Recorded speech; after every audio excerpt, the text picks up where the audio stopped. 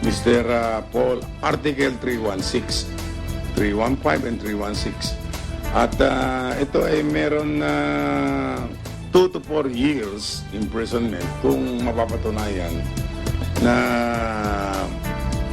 nang estapa siya. We also decided to file threats against him, that is Article 282 ng Revised Penal Code. At may kulong to ng minimum of 3 months. Minimum ho yung ibig sabihin nun. Ibig sabihin, it can go up to 6 years.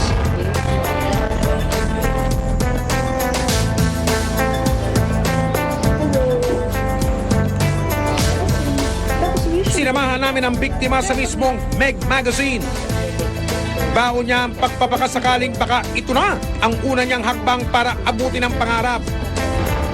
Samantala, si Paul, kung noon sa entablado siya umaarte, ngayon nararanasan na niya ang role ng isang preso sa tunay na buhay.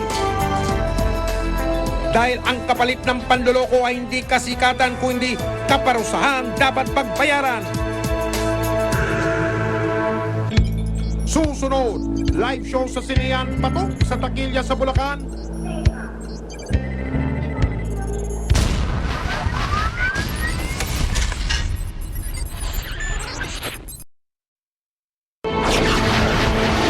Hindi lang pala si Pinking naloko ng talent manager kuno, may dalawa pang nauna.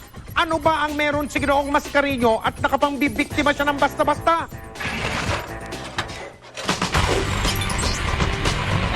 Si Paul Anthony Mascareño hindi lang daw profesor at teacher sa paaralan ng mga estudyanteng itatago natin sa mga pangalang Pinky, Reese at Sandy, kundi astang talent handler rin daw at mistulang lover boy pa. Kung si Sandy siningil ng 12,000 piso para ayusin di umano ang mga grado sa paaralan. Abay si Pinky pinagbubad niya sa harap ng webcam para sa modeling career daw ng dalaga. Samantalang si Reese ginawa raw secret love team kapalit ng pangakong pagiging sikat. Matapos makumpirma ng investigador na peking talent handler nga si Paul, inilapit namin ang reklamo sa Manila Police District General Assignment Section. Ang plano, isang entrapment operation laban sa isinumbong na impostor. We decided na magkaroon ng entrapment operation, bibigay yung pera na hinihingi niya, and once na-consummate ang pagbigay ng pera, huli na siya. 5 oras pa ang aming hinintay bago tuluyang nagsabi si Paul kung saan mangyayari ang contract signing.